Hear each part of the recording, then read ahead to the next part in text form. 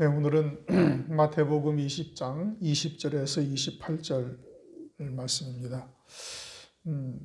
마태복음 많이 읽어보셨으니까 이제 이 내용이야 대충 무슨 내용인지 압니다. 세베대의 아들들의 어머니라 하는 것은 야고보와 요한의 어머니를 말하는 것이죠. 야고보와 요한의 엄마가 와가지고 이제 무엇을 구합니다. 그런데 그 말씀의 첫 절을 보면 그때에라고 말씀하고 있어요. 그렇죠? 그때에라는 것은 17절부터 19절의 말씀을 주님이 막 하신 그때에 딱 이렇게 구하더라 이 뜻인 겁니다. 그때 그럼 17절에서부터 19절까지 주님이 하신 말씀이 뭡니까? 이제 주님이 지금 예루살렘에 가시면은 대제사장들과 서기관들에게 넘기우고 저기가 죽이기로 결단하고 그리고 이방인에게 넘겨주어서 능욕을 당하고 십자가에 못 박혀 죽임당하시는다고 이제 지금 말을 하고 있는 거예요. 그 말씀을 하시는데 그때에 딱 그때에 세베대의 아들의 어미가 와가지고서 이제 이것을 구하는 겁니다. 주님이 예루살렘에 들어가시면 내 아들을 하나는 좌편에 하나는 우편에 앉게 하여 주시옵소서. 참 이게 기가 막힌 타이밍에 딱 구하는 거예요.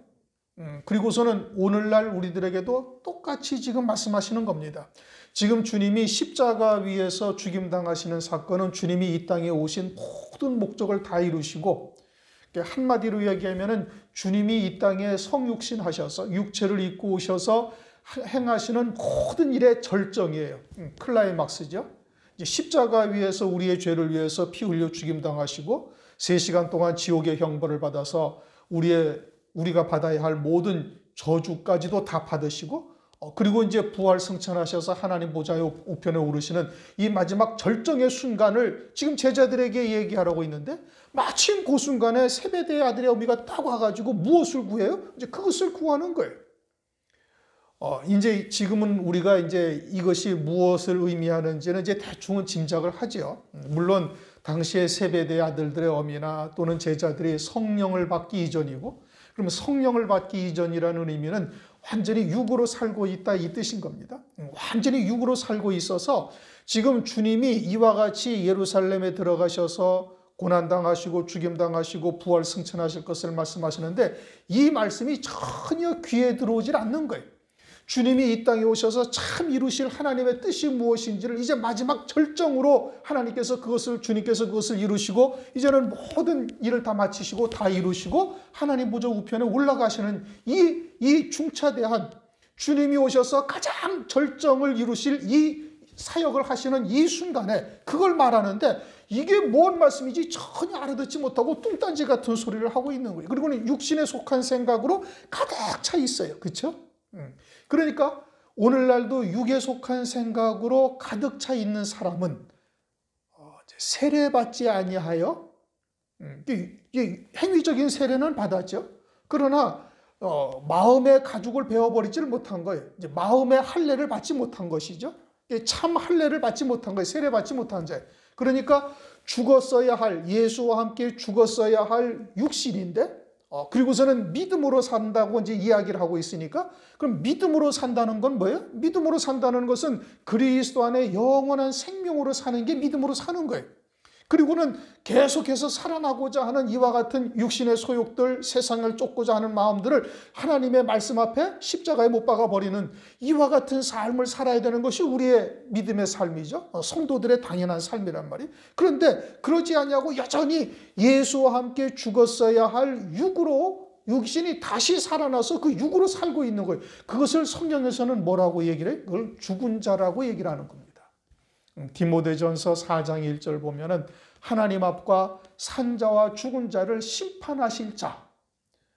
거기서 산자와 죽은 자를 심판하신다는 것이 육신으로 살아있는 자, 육신으로 죽은 자를 말하는 것을 의미하는 말씀이 아니다 이겁니다. 영적으로 이 땅에서 산자라는 것은 그리스도 안에서 영원한 생명으로 이 땅에 살면서 참된 생명이 되시는 하나님의 말씀을 믿는 믿음으로 사는 거예요. 이게 산자예요. 죽은 자는 예수와 함께 십자가에 이미 못 박혀 죽은 육체를 다시 육체가 다시 살아나서 육신의 눈으로 하나님의 말씀을 보고 표면적인 의미만 쫓고 살아가고 있는 자, 이게 죽은 자거든요. 그러니까 지금 세베대의 아들들이나 그 어미는 다 죽은 자로 살고 있는 것이고, 죽은 자는, 육으로 사는 자는 아무리 고난을 당하고 하늘 위의 영광이 어떠한 것인지를 아무리 얘기해도 그 얘기에는 관심도 없다, 이걸 말하는 거예요. 그런데 그때가 언제? 주님이 이 땅에 오셔서 마지막 모든 사명을 감당하실 그 절정의 순간에 지금 이 얘기를 하고 있는 거예요.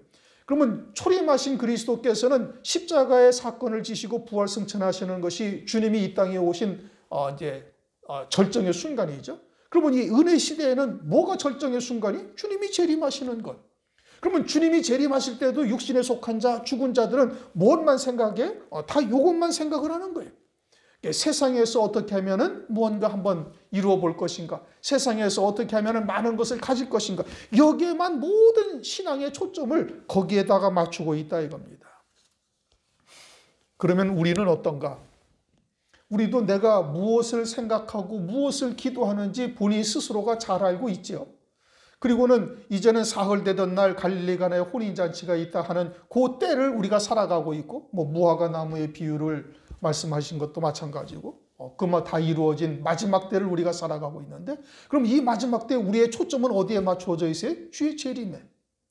주님의 재림하실 때 재림하실 그리스도를 맞이할 자로서 서느냐 못 서느냐, 이 중차대한 시기를 우리가 살아가고 있는데, 그러면 우리의 관심과 우리의 초점은 어디에 맞추어져 있어야 되는가? 거기에 맞추어져 있어야 되는 거예요. 기름 준비한 5처녀에 맞추어져 있어야 되는 거예요. 그런데 마지막 때가 무슨 때와 같다? 노아의 때와 같다? 또는 롯의 때와 같다. 노아의 때가 어떠했다는 거예요? 사람들이 먹고 마시고 시집가고 장가가고 있으면서 홍수가 나서 저희를 다 멸할 때까지 깨닫지 못하더라. 이게 똑같은 일이 다시 반복되어지는 거예요.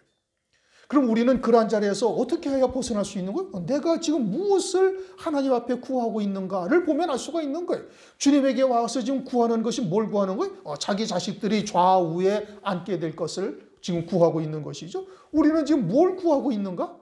그리스도의 신부가 되는데 내가 지금 무엇을 하고 있는지 스스로를 돌아보면서 하나님의 말씀에 자기를 복종시키며 어찌하든지 하나님의 말씀을 믿는 믿음으로 재림하실 그리스도를 맞이할 그와 같은 신앙으로 내가 달려가고 있는가? 아니면 세상적인 것이나 육적인 것에 우리의 마음을 빼앗기고 그것 가지고 울고불고 또는 넘어졌다 일어섰다 웃었다 울었다 이러고 있는가? 이것은 우리 스스로를 돌아보면 금방 알 수 있는 것이거든요.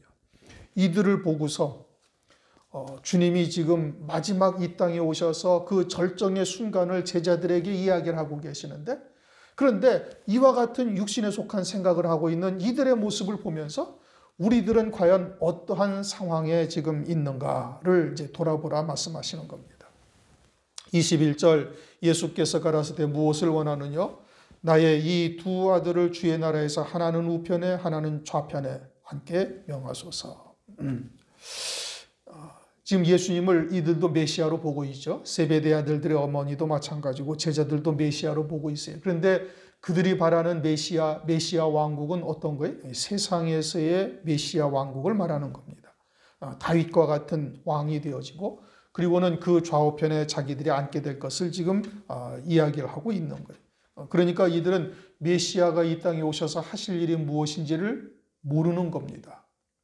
그러면 오늘날 우리는 재림하실 때 재림하실 그리스도와 그 상관에 이루어지는 일들을 깨닫고 있는가? 교회들이 그것을 알고 있는가? 오늘날도 모르고 있는 거예요. 그러니까 여러분, 이 주님의 말씀이 성경의 초림에 관해서 또는 이렇게 기록된 모든 말씀이 전부 다 우리의 주의 재림에 초점을 맞춰보면 똑같은 상황이 그대로 다 이어지고 있는 겁니다. 초림의 때만 그런 것이 아니죠. 육에 속한 자는 주의 재림의 때에도 육신에 속한 육신의 평안만 쫓고, 그래서 환난전 휴거나 무천년을 주장하는 자들의 말을 쫓고 있는 거예요. 성경이 어떻게 쓰여져 있는지, 성경이 무엇을 말씀하시는지에는 관심도 없어요. 관심도 없어요. 그냥 예수만 열심히 믿어. 그냥 헌신만 열심히 해. 열심히 교회 나오고 기도 열심히 하고 새벽 기도 나오고 뭐 어쩌고 저쩌고 그러면 그냥 다 되는 거예요. 아니, 하나님의 말씀에 하나님께서 어떻게 그 구원을 이루어 가실지 자세하게 기록해 놓으셨어요. 누누이 말씀드리는 거지만 여러분, 마태복음 24장은 아주 단순하게 그리고 아주 명확하게 간결하게 다 기록해 놓으셨어요. 환란이 있고 환란 후에 인자의 징조가 보이고 그리고는 무화과 나무의 비유로서 그 때를 가늠하게 하시고 그리고서는 하나는 데려감을 당하고 하나는 버려둠을 당하는데 그러므로 깨어 있으라. 그래서 마태복음 25장에 가면 10처녀의 비유로 기름 준비한 처녀와 미련한 처녀를 대비해서 미련한 처녀가 처녀의 신앙임에도 재림하실 그리스도를 맞이하지 못하는 이 어마어마한 사건이 이 땅에서 벌어지게 되어지는 것을 말씀하고 있어요. 그러면 어떻게 하여야 우리가 기름 준비한 처녀와 같은 자리에 설 수 있는가? 이거에 대해서 하나님께 기도하고 그것을 가지고 금식하며 하나님께 부르짖으면 그러면은 하나님께서 기가 막히게 응답을 하실 겁니다.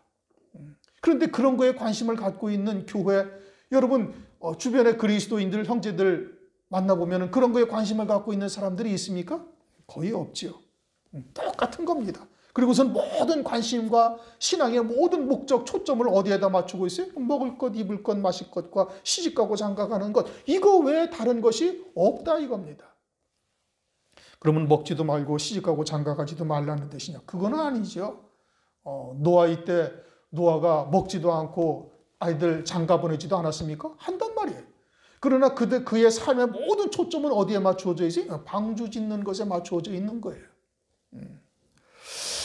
22절 예수께서 대답하여 가라사대 너희의 구하는 것을 너희가 알지 못하는도다. 지금 뭘 말씀하고 있는지 알지도 못하고 지금 무엇을 구하고 있는지 알지도 못하고 구하고 있는 거예요. 주님은 어디에 관한 무엇을 말씀하고 있어요? 하나님 나라에 관해서 말씀하고 있어요. 그런데 세베대의 아들들의 어미는 무엇을 구하고 있어요? 세상 나라를 구하고 있는 거예요. 그리고서는 주님의 좌우편에 앉는 것이 무엇인지 무엇을 의미하는지 전혀 깨닫지를 못하고 있다 이겁니다. 오늘날도 죽은 자, 육으로 사는 자는 하나님의 말씀을 보고 어디를 바라봐요? 세상을 바라봐요. 산 자는, 영에 속한 자는 육을 바라보는 것이 아니라 영에 관한 것을 바라보는 거예요. 성경이 비록 세상에 있는 것들과 세상 나라를 비유로 하나님의 나라를 설명하시고 있는데 이것을 문자 뒤에 있는 하나님의 나라 영생에 관해서는 전혀 고려하지 아니하고 그냥 문자대로만 읽고 있다 이겁니다. 육신의 눈으로 바라보는 거예요. 세베대의 아들들의 어머니가 지금 그러하고 있는 것이죠. 그러자 예수님이 묻습니다. 나의 마시려는 잔을 너희가 마실 수 있느냐? 주님이 마시려는 잔은 뭐예요? 십자가의 잔이죠. 주님과 같은 믿음의 길을 갈 수가 있고 너희가 과연 주의 말씀을 인하여 목숨을 내어놓을 수 있는가? 순교할 수 있는가? 물으시는 겁니다. 그러자 저희가 말하되 할 수 있나이다. 뭘 말씀하시는지 알지 못하고 그냥 포도주 한 잔 마시는 것, 나의 잔을 너희가 마실 수 있느냐. 그러니까 그냥 포도주 한 잔 마시는 것으로 생각하고 가볍게 대답을 하는 겁니다. 그러나 그들이 지금 무엇을 구하고 있는지 알지 못하고 있다고 주님께서 말씀하시는 거예요. 오늘날도 예수 믿는 것과 그 앞에 놓인 잔이 무엇인지 깨닫고 믿는 자 별로 없지요. 마지막 환란의 때 어떤 일들이 있을지, 어떻게 하나님께서 구원을 이루어 가시고 그 환란 가운데 신앙의 정절을 지킨 자들이 어떠한 영광을 받는지 이것은 전혀 관심 밖의 일인 겁니다. 예수 믿고 예수님의 저주는 다 받았는데 무슨 고난이요 웬 환란인가 라고 이야기를 하고 있습니다. 오늘날도 초대교회와 똑같은 일들을 지금 그대로 벌리고 있는 것이죠. 이제 예수님이 부활 승천하신 후에 제자들이 성령을 받고 성령을 받은 이후에 이제 초대교회가 이루어집니다. 초대교회가 이루어질 때 그때 믿는 성도들은 예수를 믿으면은 일단 목숨부터 내놓고 믿었어요. 초대교회가 그러했단 말입니다. 그때가 성령 시대, 은혜 시대가 그때부터 시작이 되어져서 오늘날까지 이어지고 있는 겁니다. 그럼 오늘날 교회의 신앙은 어떻게 해야 되는가? 초대교회의 성도들과 똑같은 신앙관을 가지고 있어야 돼요. 그런데 그렇습니까, 여러분? 절대 그렇지가 않아요. 초대교회는 예수를 믿는다는 것은 일단 목숨부터 내놓아야 예수를 믿는 것으로 생각을 했다 이겁니다. 그런데 오늘날은 전혀 그렇지 아니한 거예요.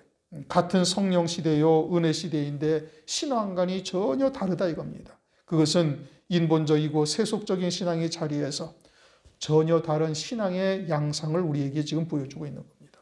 23절 가라사대 너희가 과연 내 잔을 마시려냐 내 좌우 우편에 앉는 것은 나의 줄 것이 아니라 내 아버지께서 누구를 위하여 예비하셨든지 그들이 얻을 것이니라. 잔을 마실 수 있다. 그러니까 더 이상 주님께서 이야기하지 않습니다. 그런데 좌우에 앉는 것은 누가 앉게 하시는 것이다? 아버지께서 앉게 하신다 이겁니다. 그러면 제자들에게 말씀하시는 좌편, 우편, 우편은 좌편보다 나은 거죠. 좌편은 그것은 순교자의 영광의 자리고 우편은 그들보다 더 성숙한 신앙인 14만 4천 두 증인의 영광의 자리를 말씀하고 있는 거예요. 그리고 그 자리는 아버지께서 예비하신 자가 받게 된다. 그러면은 그들은 가만히 앉아만 있어도 그 영광의 자리에 들어갈 수 있는가? 그냥 감나무 밑에서 입만 벌리고 있으면 된다는 뜻이냐? 전혀 그러한 뜻은 아닌 겁니다. 우리의 신앙은 믿음의 경주를 하는 것이죠. 다름박질하는 경주와 같은 것입니다. 그러므로 순교자의 영광이 예비되어져서 그와 같은 말씀을 우리가 들었다 할지라도 그래도 믿음의 경주는 끝까지 해야 되는 겁니다. 표대를 향하여 달려가야 되는 것이죠. 그와 같은 순교의 믿음에 서게 되어지면 이제 그들 가운데 하나님께서 이제 두 증인과 같은 마지막 때 예언할 정도로 하나님께서 세우시는 역사가 있게 되는 것이죠.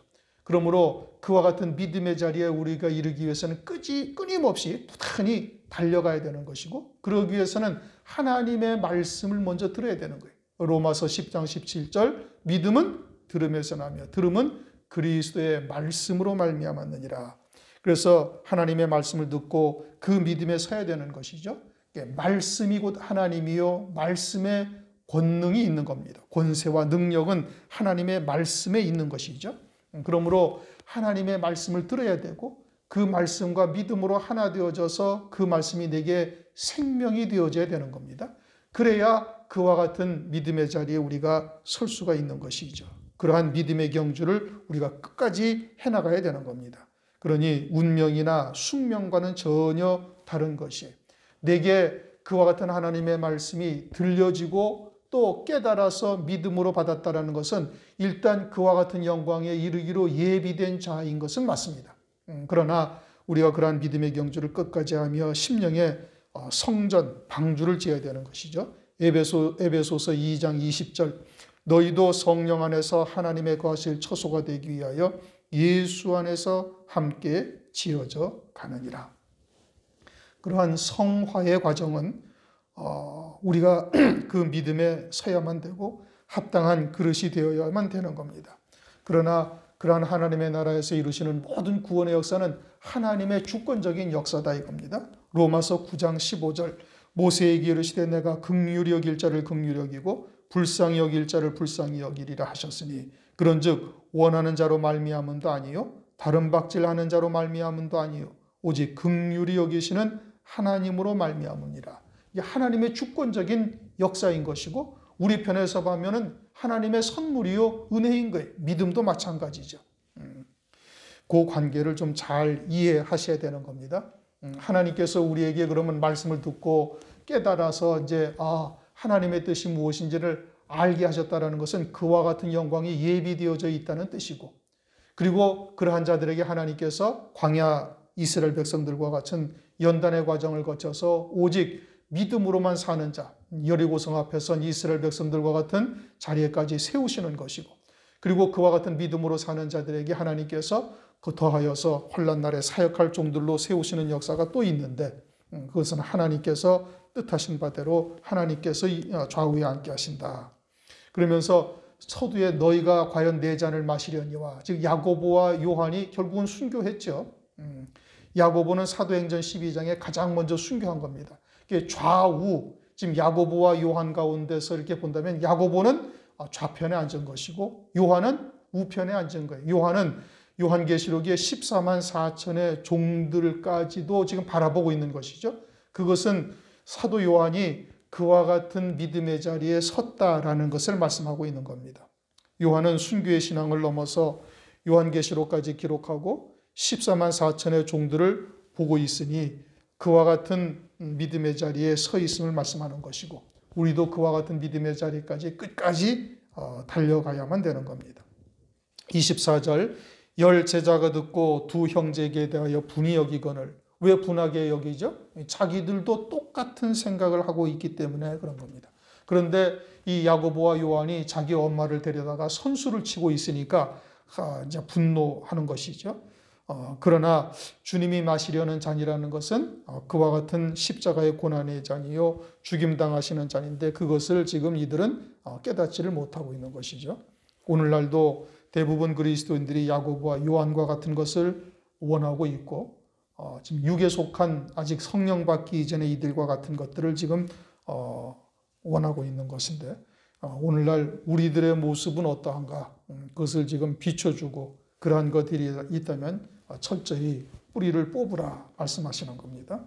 25절 예수께서 제자들을 불러 가라사대 이방인의 집권자들이 저희를 임의로 주관하고 그 대인들이 저에게 권세를 부리는 줄 너희가 알거니와. 제자들의 잘못된 것을 지금 깨우쳐 주려고 하시는 겁니다. 세상에서의 큰 자, 세상에서의 집권자와 하늘나라에서의 큰 자가 누군지를 지금 이제 설명해 주시는 거예요. 이 집권자들은 이제 세상에 있는 사람들 위에 군림하면서 그들을 좌지우지하죠. 그와 같은 권세를 이제 잡고 있는 겁니다. 그러나 26절 너희 중에서는 그렇지 아니하니 제자들은 그래서는 아니 된다. 하나님의 나라에서는 그렇지 않다. 교회 안에서도 그렇지가 않다 이 뜻인 겁니다. 사람 위에서 군림하며 주관하는 자가 큰 자가 절대 아니다 이겁니다. 그래서 너희 중에 누구든지 크고자 하는 자는 너희를 섬기는 자가 되고 너희 중에 누구든지 으뜸이 되고자 하는 자는 너희 종이 되어야 하리라. 섬기는 자가 되고 종이 되어야 한다는 거예요. 어디에서? 이 땅에서는.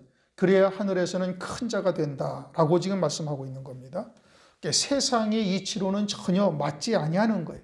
이 세상에서는 어느 누구도 낮은 자리에 가서 섬기려 하지 아니하고 위에서 남들을 다스리려고 하는 자리가 훨씬 좋아 보이죠. 세상에서 누가 종처럼 종노릇하면서 살고자 하는 사람이 세상에 어디 있어요? 아무도 없다 이겁니다. 그러나 하나님의 나라는 그렇지가 않다. 하나님의 나라에서는 낮은 자리에서 섬기는 자가 큰 자다. 이게 우리의 생각과 전혀 다르죠. 교회도 그러해야 된다. 그렇게 말씀하시면서 28절 우리 한번 읽어보십시다. 인자가 온 것은 섬김을 받으려 함이 아니라 도리어 섬기려 하고 자기 목숨을 대속물로 주려 함이니라. 섬긴다는 것이 무엇을 의미하는지를 주님께서 지금 설명하고 계시는 거예요. 우리가 그러면 이제 우선 단적으로 그러면 주님께서 이 땅에 오셔가지고 제자들의 종으로서 사셨어요? 그러지 않으셨어요. 그렇죠? 주님이 오셔가지고 제자들을 항상 받들어 섬기면서 그렇게 3년 반 동안 그렇게 지냈나요? 그렇게 지내지 아니하신 거예요. 그런데 주님은 당신께서는 섬기러 오셨고 그러니까 주님이 걸어가신 그 모든 발자취가 섬김의 발자취였고 당신께서 대속물로 주신 거예요. 그러면 주님께서 이 땅에 오셔서 행하신 모든 발자취와 마지막에 이루신 십자가의 사건은 결국은 무엇을 위한 거예요? 제자들을 살리고 그들을 세우는 일이에요. 그게 참된 섬김이다 이겁니다.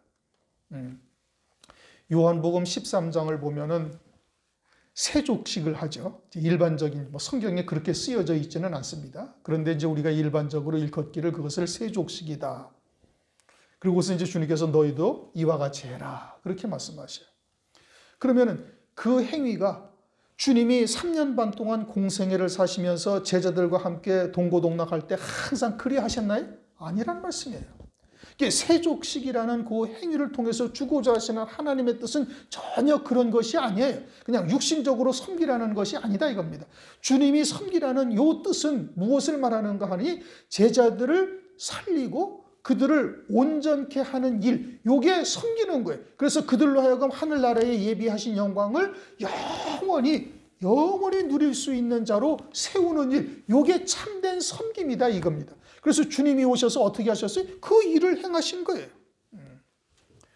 그런데 오늘날 일반적으로 그리스도인들이 생각하기를 세상의 이치와 같은 섬김을 말하고 있다라고 생각을 하고 있는 거예요.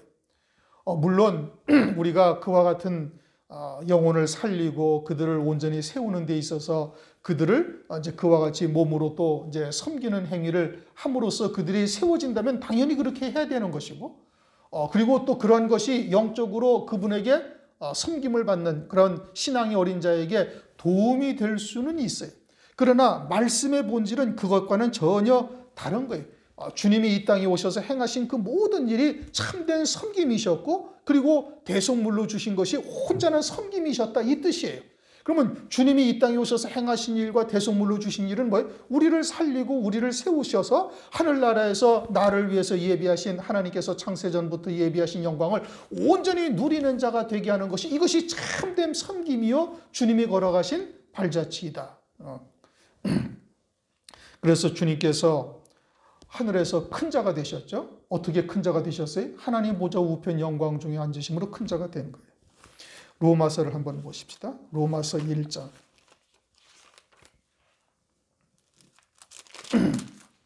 로마서 1장 4절을 보시면, 로마서 1장 4절을 한번 읽습니다. 성결의 영으로는 죽은 자 가운데서 부활하여 능력으로 하나님의 아들로 인정되셨으니 곧 우리 주 예수 그리스도시니라. 자, 능력으로 하나님의 아들로 인정됐다는 것은 당신께서 이 땅에서 행하신 모든 일로 인하여 하나님 보좌 우편 영광 중에 앉으신 거예요. 그게 스스로 섬김을 온전히 이루셔서 당신의 목숨을 대속물로 주심으로 그와 같은 자리에 앉으신 것이죠. 그것은 예수님이 이 땅에서 행하신 모든 일이 생명이 되셔가지고 그와 같은 영광에 앉으셨다, 이 뜻인 겁니다. 그러니까 온전한 섬김의 도가 무엇인지를 우리에게 보여주셨고, 하늘나라에서 큰 자가 되는 길이 무엇냐? 그러면은 주님께서 걸어가신 그 길을 그대로 쫓는 자가 되어지면 그와 같은 영광의 자리에 이른 거예요. 그리고서는 주님께서 빌립보서 2장 5절에 이렇게 말씀하십니다. 너희 안에 이 마음을 품으라. 곧 그리스도 예수의 마음이니 그는 근본 하나님의 본체시나 하나님과 동등됨을 취할 것으로 여기지 아니하시고 오히려 자기 몸을 비워 종의 형체를 가져 사람들과 같이 되었고 사람의 모양으로 나타나셨으며 자기를 낮추시고 죽기까지 복종하셨으니 곧 십자가에 죽으심이라. 그래서 그리스도 예수의 마음을 품고 섬기는 자가 되고 종이 되라, 그렇게 지금 말씀하고 있습니다. 그것이 아니 되면은 영원히 하늘에서 후회하는 자가 되는 것이죠. 주님이 먼저 우리에게 앞서 걸어가시면서 우리에게 본을 보이신 겁니다. 참으로 섬기는 자가 무엇이고 무엇인지를 우리에게 이제 알려주신 것이죠. 다른 영혼들을 살리고 다른 영혼들을 온전케 하는 일, 그것이 참된 섬김이다, 이겁니다. 그리고 주님께서는 그 일을 온전히 이루시고 하나님 보좌 우편 영광 중에 앉으셔서 하늘나라에서 모든 이름 위에 뛰어난 이름을 받으셨죠. 그럼 하늘나라에서 어떻게 해야 큰 자가 되는가? 이것을 주님께서 우리에게 지금 보여주시고 우리도 역시 마찬가지로 그와 같은 길로 우리를 인도하고 계시는 겁니다. 즉, 이 땅에서의 온전한 섬김은 뭐냐? 다른 영혼을 살리고 그들을 온전하게 하는 일, 그것이 참된 섬김이다, 이겁니다. 그러니 요한복음 13장에서의 세족식도 역시 마찬가지의 의미인 겁니다. 단순히 발을 씻기시는 것이 섬기시는 것을 말씀하시는 것이 아니에요. 주님이 3년 반 동안 그렇게 제자들을 섬기며 사신 것이 아니다, 이겁니다. 그러므로 우리가 참된 섬김의 도가 무엇인지 주님을 통해서 우리가 바르게 깨닫고, 그리고 하늘에서 큰 자가 되는 것이 무엇인지를, 어떤 길인지를 우리가 깨닫고 그와 같은 믿음의 길로 가는데, 그것은 이 특별히 마지막 때 이 주님이 십자가를 앞두고 이와 같은 일이 벌어졌다라는 것은 말세에 우리가 어디에 초점을 맞추고 신앙의 길을, 순례의 길을 가야 되는지 그것을 우리에게 이제 말씀해 주시고 있는 겁니다. 오늘은 마태복음 20장 20절부터 28절까지의 말씀을 통해서 세베대의 아들들의 어미가 하필 딱 요 때에 이 말씀을 하는 것을 통해 오늘날 이 마지막 때, 이제 주의 재림으로 이루실 마지막 구원의 절정의 때에도 똑같은 일들이 이대로 벌어지고 있음을 우리의 눈으로 보게 하시고, 혹여나 우리는 이러한 육에 속한 또는 세상에 속한 것이 우리의 마음 가운데 자리하고 있지 아니한지 이런 것을 철저히 배격해야 될 것을 말씀하시고, 또한 이처럼 참된 섬김의 도가 무엇인지, 하늘나라에서의 큰 자가 되는 길이 무엇인지를 우리에게 말씀해 주시고 있습니다. 기도하시겠습니다.